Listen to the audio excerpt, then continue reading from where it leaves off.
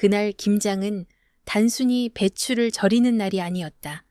그날은 한 여자의 인내가 바닥까지 달아버린 날이었고 한 가족이 오랫동안 감춰왔던 민낯이 마침내 드러난 날이었다. 김치대야가 마당에 엎어지고 빨간 양념이 바닥을 덮던 그 순간 이웃들은 창문을 열었고 시어머니는 비명을 질렀다. 하지만 아무도 몰랐다. 그 장면에 이르기까지 그 며느리가 얼마나 오래, 얼마나 조용히 스스로를 깎아내리며 버텨왔는지를. 이 이야기는 그날보다 훨씬 이전으로 돌아간다. 새벽 5시, 아직 해도 뜨지 않은 시간이었다. 마당으로 나와 보니 배추가 산처럼 쌓여 있었다. 민정은 굳이 세어보지 않아도 알 수 있었다. 한눈에 봐도 많았고 너무 많았다. 앞치마를 두른 시어머니 박말순이 먼저 입을 열었다. 민정아, 빨리 나와. 말순이 말했다. 민정은 패딩 위에 얇은 장갑을 끼고 마당으로 나왔다. 마스크 너머 얼굴은 눈에 띄게 부어 있었고 눈 밑은 검게 꺼져 있었다. 항암 치료를 시작한 지 이제 겨우 3주째였다. 아침마다 속을 쏟아냈고 밤마다 식은땀을 흘렸다. 손에 힘이 빠지는 느낌이 날이 갈수록 또렷해지고 있었다. 어머님, 이게 다 몇 폭이에요? 민정이 조심스럽게 말했다. 200폭이야. 교회 김장 봉사 나가야 하니까 이번 주 안에 다 끝내야 해. 말순이 아무렇지 않게 말했다. 200폭이라는 숫자가 민정의 가슴을 눌렀다. 숨이 한 번 막히는 느낌이 들었다. 어머님, 제가 지금 몸이 좀 안 좋아서요. 민정이 힘겹게 말했다. 아픈 소리 하지 말고 얼른 시작해. 이웃들도 다 보고 있어. 말순이 날카롭게 말했다. 그 말에 민정은 더 이상 아무 말도 하지 않았다. 이 집에서는 아프다는 말이 핑계가 되는 순간 게으름이 되고 죄가 되었기 때문이다. 민정은 고무장갑을 끼고 찬물에 손을 담갔다. 그 순간 온몸이 움찔 떨렸다. 항암 부작용으로 손발이 유난히 차가워진 상태였는데 그날 물은 얼음처럼 느껴졌다. 어머님, 물이 너무 차가워요. 따뜻한 물로 하면 안 될까요? 민정이 조심스럽게 말했다. 김장은 원래 그런 거야. 우리 때는 얼음물에서도 했어. 요즘 젊은 것들은 너무 약해. 말순이 팔짱을 낀 채 말했다. 민정은 아무 대답도 하지 않고 배추 한 포기를 들어 올렸다. 손에 힘이 들어가지 않았고 배추는 평소보다 훨씬 무겁게 느껴졌다.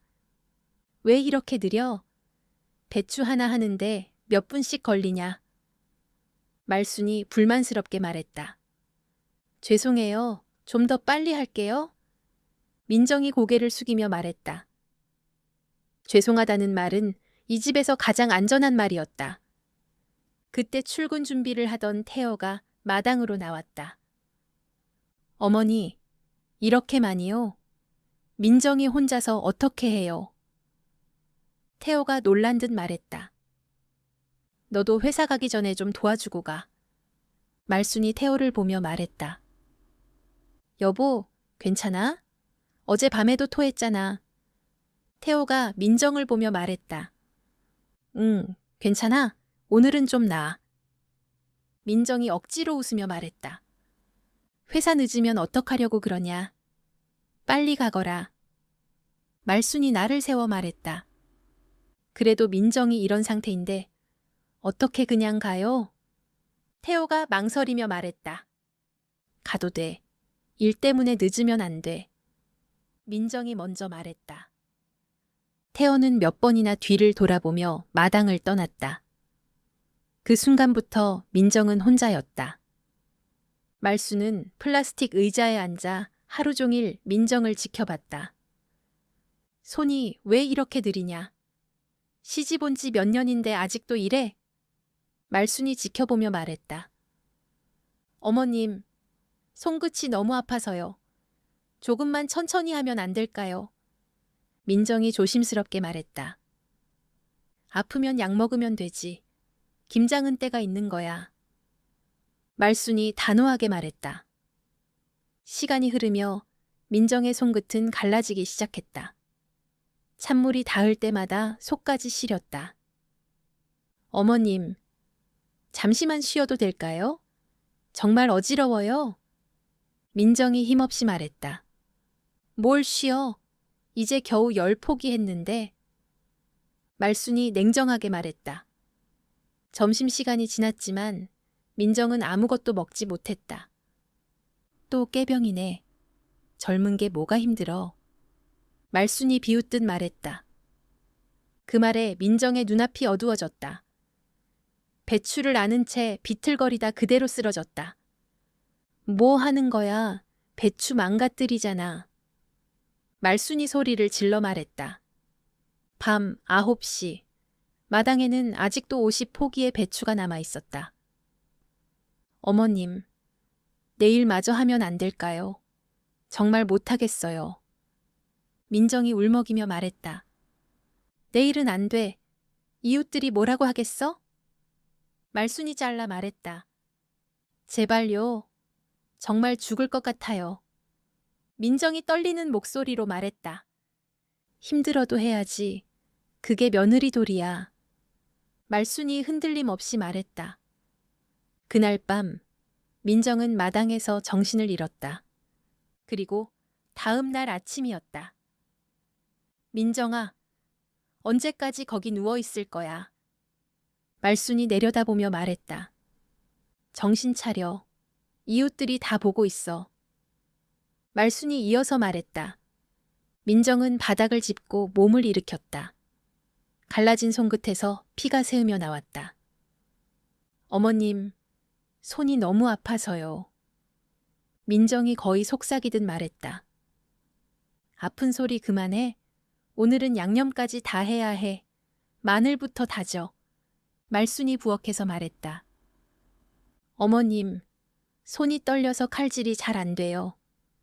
민정이 떨리는 손을 바라보며 말했다. 떨리면 더 꽉 잡아. 누가 보면 죽을 병 걸린 줄 알겠다. 말순이 쏘아붙이듯 말했다. 툭, 툭. 도마 위로 피가 떨어졌다. 어머님, 피가 너무 많이 나요? 민정이 두려움에 찬 목소리로 말했다.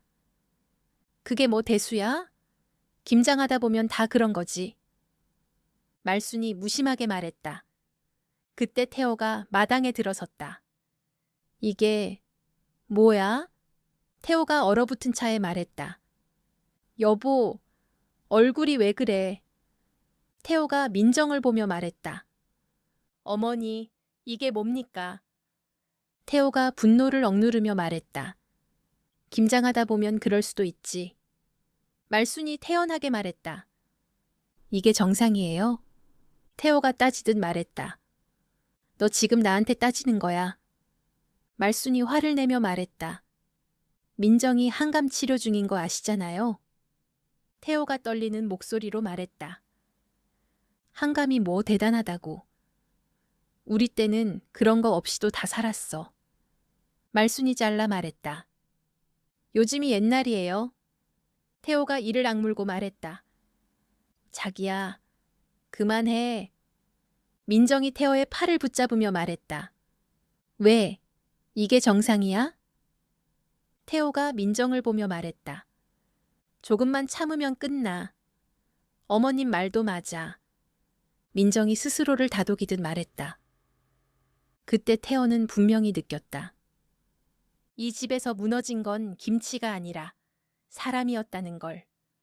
그 말이 태호의 가슴을 더 세게 눌렀다. 민정의 몸이 비틀거렸고 태호는 반사적으로 그녀를 붙잡으며 손끝에 전해지는 차가운 천에 놀라 숨을 삼켰다. 몸이 왜 이렇게 차가워? 민정은 괜찮다는 말을 해야 한다는 걸 너무도 잘 알고 있다는 듯 힘없이 웃음을 흘리며 말했다. 좀 춥긴 한데 괜찮아. 괜찮다는 말은 민정이 이 집에서 가장 자주 해왔던 거짓말이었다. 태연은 더 미루면 안 된다는 걸 깨닫고 낮고 단단한 목소리로 말했다. 병원 가자. 민정은 급히 고개를 저으며 서두르듯 대답했다. 지금은 안 돼. 태호의 목소리에 답답함이 묻어났다. 왜 안 돼? 민정은 도마 위를 힐끗 보며 체념하듯 말했다. 김장 아직 안 끝났잖아. 그때 말순이 두 사람 앞을 가로막으며 단호하게 말했다. 김치 다 해놓고 가. 태호는 이를 악물고 예의를 붙잡은 채 불렀다. 어머니. 말순은 짜증 섞인 손짓으로 말을 자르며 말했다. 중간에 그만두면 그동안 한 게 뭐가 돼. 태호는 다시 민정의 얼굴을 보았다. 파랗게 질린 입술과 흐릿해진 눈동자를 본 순간 두려움이 먼저 올라왔다. 이러다 쓰러지면 어떡해요. 말순은 냉정하게 찰나 말했다. 사람 안 죽어. 그 말이 끝나자마자 민정의 손에서 피가 뚝 떨어졌고 칼이 미끄러져 바닥에 떨어졌다. 아! 그 짧은 소리를 듣는 순간 태호의 눈앞이 하얘졌다. 그는 옆에 있던 마늘 대야를 두 손으로 움켜쥐었다. 그만해. 뭐 하는 거야. 말순의 고함이 날아들었지만 태호는 그대로 대야를 바닥에 내던졌다. 마늘과 양념이 사방으로 튀었다. 미쳤어? 말순의 외침에 태호는 숨도 고르지 못한 채 말했다. 미친 건 어머니예요. 이웃집 창문들이 하나둘 열리기 시작했다. 무슨 일이야? 왜 이렇게 시끄러워? 사방의 시선이 느껴지자 말순의 얼굴이 하얗게 질렸다. 이웃들이 다 보잖아. 태호는 더 이상 신경 쓰지 않는다는 듯 말했다. 보든 말든 상관없어요. 그는 김치가 담긴 대야를 다시 붙잡았다. 그만해, 제발 그만해. 말순의 목소리에는 처음으로 두려움이 섞여 있었지만 태호는 멈추지 않았다. 이런 김치 필요 없어. 대야가 마당에 엎어졌고 빨간 김치가 바닥을 덮었다. 내 김치. 말순의 울부짖음 위로 태호의 목소리가 겹쳤다. 고생은 민정이가 했잖아요?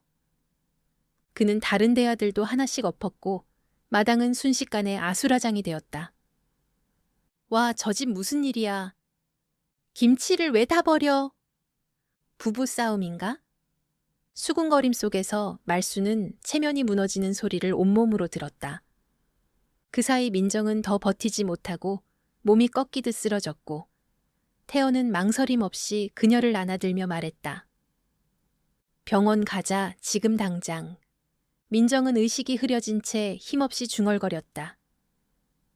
김치 치우고 가. 태호는 단호하게 말했다. 김치 따위 상관없어요. 그는 뒤돌아보지 않았다. 채 오르기 직전 등 뒤에서 말순의 고함이 들려왔다. 이 못된 자식아. 하지만 태호는 멈추지 않았다. 차는 그대로 출발했고 마당에는 엎어진 김치와 무너진 체면만 남았다. 차 안에서 민정은 조용히 눈을 감은 채 물었다. 이제 끝난 거야? 태호는 짧고 분명하게 대답했다. 아니, 이제 시작이야. 그때 민정은 알지 못했다. 이날 이후 이 싸움이 집안에서 끝나지 않을 거라는 것을, 그리고 시어머니가 가장 잔인한 방식으로 방역해 올 거라는 사실을. 민정은 병실 천장을 보고 누워 있었다. 형광등 불빛이 유난히 밝게 느껴졌고 눈을 감아도 그 빛이 쉽게 사라지지 않았다. 팔에는 링거가 꽂혀 있었고 몸은 축 늘어진 채 침대에 파묻혀 있었다. 탈수가 심합니다. 면역 수치도 많이 떨어졌고요. 의사가 차분하게 말했다. 그 말은 민정의 귀에 또렷하게 들어오지 않았다. 민정의 머릿속에는 아직도 마당에 엎어진 김치와 시어머니의 얼굴만 맴돌고 있었다. 며칠은 입원하셔야 해요. 의사가 이어서 말했다. 며칠이라는 말에 민정의 가슴이 덜컥 내려앉았다. 집에 가야 하는데요. 민정이 힘겹게 말했다. 지금 상태로 집에 가시면 더 위험해질 수 있어요. 의사는 단호하게 말했다. 태연은 민정의 손을 꼭 잡은 채 말없이 고개를 끄덕였다. 그 순간 민정은 알았다. 이제 정말 돌아갈 집이 없다는 것을. 병실 문이 닫히고, 아니 조용해지자 민정은 천천히 눈을 감았다. 몸은 침대에 누워 있었지만 마음은 아직도 시댁마당에 묶여있는 느낌이었다. 그때 휴대폰이 짧게 울렸다. 태연은 무심코 화면을 봤다가 그대로 굳어버렸다. 동네 단체 채팅방이었고 가장 위에는 시어머니 박말순의 이름이 떠 있었다. 사진이 하나, 둘, 연달아 올라왔다. 엎어진 김치와 어질러진 마당, 양념이 튄 바닥까지 그대로 담긴 사진들이었다. 그리고 그 아래 글이 이어졌다. 우리 집에 큰일이 났어요. 며느리가 화를 내더니 장김치를 다 엎어버렸네요. 아들이 말려도 소용이 없었어요. 어쩌다 요즘 며느리들은 왜 그러는지 이해가 안 되네요. 태호의 손이 떨리기 시작했다. 민정은 화면을 보지 않아도 무슨 내용인지 알 수 있었다. 이 집에서는 언제나 그래왔기 때문이다. 사실은 중요하지 않았고 체면이 먼저였고 자신이 피해자가 되는 게 늘 우선이었다. 여보, 태호가 조심스럽게 말했다. 민정은 그의 얼굴을 보는 순간 바로 알아챘다. 어머님이? 뭐 올리셨어? 민정이 물었다. 태호는 쉽게 대답하지 못했다. 잠시 망설이다가 휴대폰을 민정에게 내밀었다. 민정은 화면을 보는 순간 숨이 멎는 것 같았다. 이미 댓글이 수십 개 달려 있었다. 요즘 며느리들 문제 많아요. 시어머니가 얼마나 속상하셨을까요? 김장도 못 참는 사람이 결혼은 왜 했대요? 한 줄, 한 줄이 민정의 가슴을 정확히 찔렀다. 순식간에 자신은 모르는 사람들 앞에서 괴물이 되어 있었다. 내가 정말 잘못한 건가? 민정이 작게 떨리는 목소리로 말했다. 태호는 고개를 저었다. 아니야, 절대 아니야. 태호가 분명하게 말했다. 근데 사람들은 다 그렇게 보잖아. 민정이 고개를 숙인 채 말했다. 그 순간 민정은 처음으로 두려움을 느꼈다. 김치도 아니고 시어머니도 아니었다. 사람들이었다. 보이지 않는 수백 명이 자신을 손가락질하는 느낌이 온몸을 조여왔다. 그날 오후 태호의 휴대폰은 계속 울렸다. 회사 동료들이었다. 태호 씨, 집에 무슨 일 있었어요? 단체방에 글 올라온 거 봤는데 태호는 아무 말도 하지 못했다. 설명할수록 더 이상해질 것 같았고 침묵해도 이미 늦은 느낌이었다. 민정은 병실에서 혼자 남겨진 시간이 가장 사은스콩 괴로웠다. 사람들의 말이 머릿속에서 계속 반복됐다. 며느리가 김치를 엎었다. 화를 참지 못했다. 문제 있는 사람이다. 그 말들이 점점 진실처럼 느껴지기 시작했다. 그때 병실 문을 조심스럽게 두드리는 소리가 났다. 민정 씨 맞으시죠? 중년의 여성이 부드럽게 말했다. 저는 한감 환자분들 지원하는 사회복지사입니다. 여성이 조심스럽게 말을 이었다. 민정은 아무 말도 하지 못한 채 그를 바라봤다. 사회복지사는 민정의 손을 잠시 바라보다가 조용히 물었다. 이 상처들 김장하다 생긴 건가요? 사회복지사가 물었다.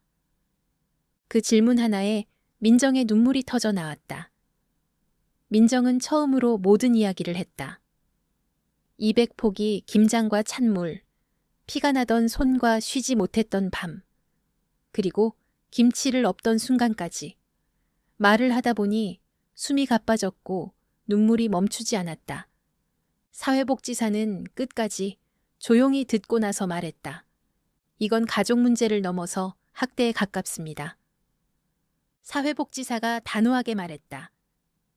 민정은 고개를 들었다. 학대요. 민정이 되물었다. 네. 특히 항암 치료 중인 분에게 그 정도 노동을 강요하는 건 명백히 위험한 행동이에요. 사회복지사가 설명하듯 말했다. 민정은 처음으로 자신의 고통에 이름이 붙는 느낌을 받았다. 그건 참아야 할 일이 아니라 잘못된 일이었다. 지금 상황에서 가장 위험한 건 혼자 감당하려는 거예요. 사회복지사가 차분하게 말했다. 어머님이 올린 글은 사실과 다르죠? 사회복지사가 물었다. 민정은 천천히 고개를 끄덕였다. 그건 명예훼손이 될 수도 있어요. 사회복지사가 말했다. 그 말에 민정의 심장이 세게 뛰었다. 그럼 제가 나쁜 사람이 아닐 수도 있나요? 민정이 조심스럽게 말했다. 아닙니다. 민정 씨는 피해자입니다. 사회복지사가 분명하게 말했다. 그 말이 민정의 가슴 깊은 곳에 처음으로 안도처럼 내려앉았다. 하지만 현실은 그렇게 쉽게 바뀌지 않았다. 그날 밤 민정의 휴대폰에도 모르는 번호로 문자가 오기 시작했다.